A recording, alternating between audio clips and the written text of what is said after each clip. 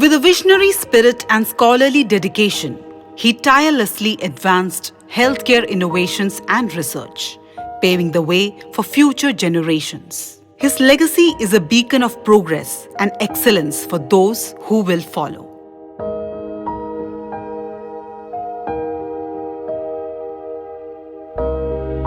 In the heart of Manalur, Thrissur, on December 11th, 1914, a remarkable individual was born, Padma Bhushan Reverend Father Gabriel Chiramal CMI, who would go on to make an indelible mark on the world through his invincible devotion and profound impact.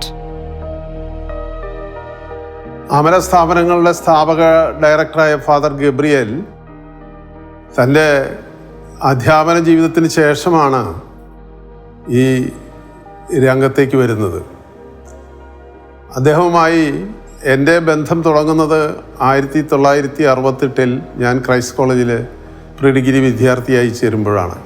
Christ കോളേജിൻ്റെ സ്ഥാപക പ്രിൻസിപ്പലായി 18 വർഷത്തോളം സേവനമനുഷ്ഠിച്ചതിന് ശേഷം CMI സഭയുടെ പ്രൊവിൻഷ്യലായി ഇരിക്കുമ്പോൾ cancer hospital എന്ന നിലയ്ക്ക് ഇന്നത്തെ അമലയ്ക്ക് തുടക്കം കുറിക്കുന്നത്.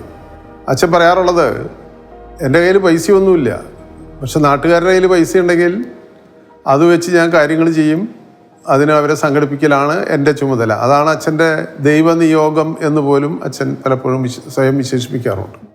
പിന്നീട് ഈ അമല സ്ഥാപനങ്ങളൊക്കെ തുടങ്ങിയത്. അദ്ദേഹത്തിന് പേസ് മേക്കർ വെച്ചാൽ വിജയസാധ്യത വളരെ കുറവാണ്. 75% കൂടുതൽ പരാജയ സാധ്യതയാണുള്ളത് എന്ന് അറിഞ്ഞിട്ട് പോലും സ്വന്തം ശരീരം പോലും ഒരു വൈദ്യ പരീക്ഷണത്തിന് വിധേയമാക്കാൻ 88 വയസ്സിൽ തയ്യാറായ ഒരു വ്യക്തിയാണ് ഫാദർ ഗബ്രിയേൽ. അച്ഛന് പത്മഭൂഷൺ വളരെ പ്രായം ചെന്നിട്ടാണ് കിട്ടിയതെങ്കിലും പലരും അന്ന് അഭിപ്രായപ്പെട്ടത് അച്ഛനിത് വളരെ നേരത്തെ കിട്ടേണ്ടിയിരുന്നു എന്നുള്ളതാണ്. കൂടാതെ ആ എല്ലാ സ്ഥാപനങ്ങളും അച്ഛൻ അവിടെ നിന്ന് വിട്ടുപോയാലും അത് അച്ഛൻ്റെ ആ വീക്ഷണകോണിൽ കൂടെ തന്നെ അത് നടന്നു പോകുന്നു എന്ന് ഉറപ്പുവരുത്താനുള്ള പദ്ധതികളും അച്ഛൻ ആസൂത്രണം ചെയ്തിട്ടാണ് അവിടെ നിന്ന് പിരിയുക. അതിൻ്റെ ഏറ്റവും വലിയ ഉദാഹരണമാണ് ഈ അമല ആശുപത്രി. തുടങ്ങുമ്പോൾ ക്യാൻസർ ഇൻസ്റ്റിറ്റ്യൂട്ടായിട്ടാണ് തുടങ്ങിയതെങ്കിലും പിന്നീടത് മെഡിക്കൽ കോളേജായി.